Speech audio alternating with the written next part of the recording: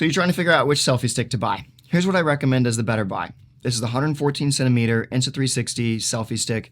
It's got, a nice little extension. It's solid metal, and I've spent a lot of time with all of these selfie sticks. So if you're wondering what I recommend, it is this one for almost everyone, almost all the time. There are some exceptions. So if you're just trying to get a selfie stick to walk around with and have fun, and you were trying to decide between the carbon fiber and the normal metal one, this is the one I recommend. Go check it out. Links are in the description. If you want more information, stick around. I'm going to hit you up with it. So I have spent a lot of time with this one. I've used it in a lot of scenarios, and I'm going to talk about those in a second. In the ocean, saltwater, swimming, all that kind of stuff. And I'll talk about kind of maintenance in a second. This one is a new one to me, but I have already begun to enjoy it. There are a few things that are nice about it. There are three main differences between this one and this one that would affect a buying decision. One of them is price. This is $50, this is $25. That's not great. I don't love the double price point.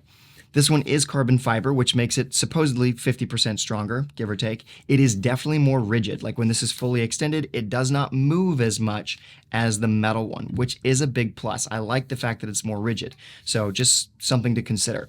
They have also reinforced the tip of this one so that it is much less likely to snap off if you're doing some extreme sports, whether it's putting on the back of a motorcycle or a car or like kiteboarding or whatever. They've reinforced the base, and they took time to make sure that both ends and the stuff in between are better at resisting sand if it's, you're filming in the desert and stuff. I gotta be honest, I don't really trust that. I haven't tested this in the sand. I go to the beach regularly, but I haven't put this thing in the sand. I'm not going to.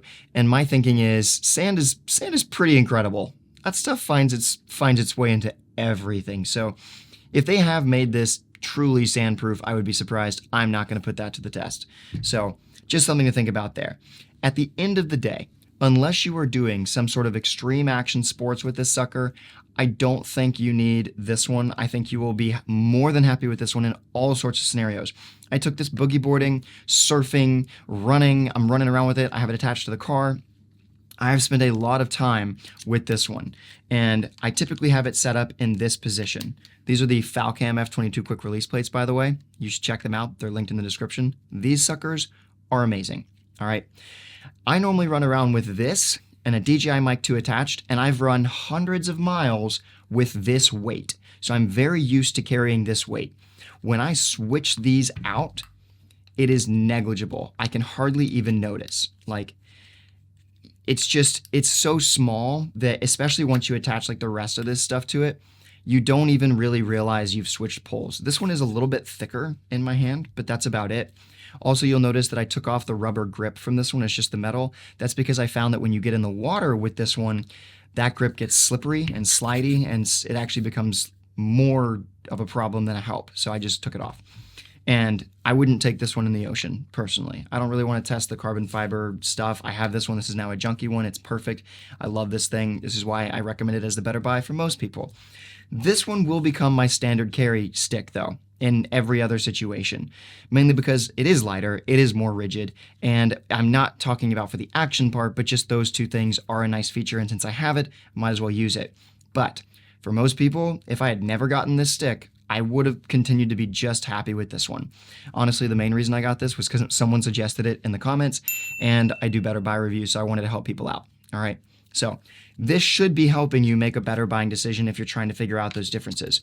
Here's the last thing to consider about all of these little poles, is how many of them do you want? All right, I have 2 of these. You can only get 1 of these. I talked about that already. If you know you're going to want a couple of these for different places or different mounts or different cameras, then this starts to make even more sense, because you can get 4 of these for the price of 2 of these. And it just kind of goes exponentially. So you just start to think about how you're going to use them and, those ratios. I do have these guys. These are the big boys, obviously. This is the Insta360 one, and this is the Braveheart one. I made a video on these. This one currently sells for $77, and I do not recommend it. I recommend just spending the extra $20 for this one.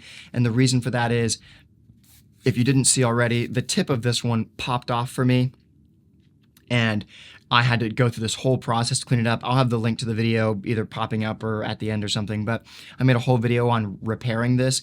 You can, if you already bought one and you're like, dang it, I thought I was saving $20, now I do have a video that walks you through how I fixed it. But for that reason, I would not recommend this brand, the Braveheart brand, as a replacement. It does seem like the exact same manufacturing in almost every capacity. And I do know that Amazon, branded businesses are a common thing now. Most people should basically understand that, like, you're just slapping a different brand on it. That's it. Like, you could buy 100,000 of these things on some website, and then you just put your own brand on it. That's it. I think what separates Insta360 from a brand like this is their quality control. In any amount of production, you're always going to have a certain number of units that are not good enough. And the standards that you use to measure that are going to define the quality of the brand. And so I think Insta360 is going to do a better job of testing them as they come through and doing quality control and saying, nope, that's not good enough. Yes, we'll just hand this off. They can take it back to the company. And then a company like this steps in and goes, oh, we'll take it. What's wrong with it? Oh, the glue stuff's not good enough. Okay, we'll throw some more glue on there and then we'll ship it out. And I don't know if that's true. This is just hypothesis, but that's my theory on some of this stuff. I know that some of that is true, like quality production does matter. You can have something look almost identical and just slightly different quality production. So just something to consider across the board. If this video helped you, would you please like the video? Would you please subscribe? I'm trying to make quality content to help you make better buying decisions, and I believe I'm doing that. So stick around. Come check out the Better Buy community if you want to learn more. I've got a whole thing at thebetterbuyguy.com. I think you'll enjoy it, but keep having fun, and I'll see you in the next one.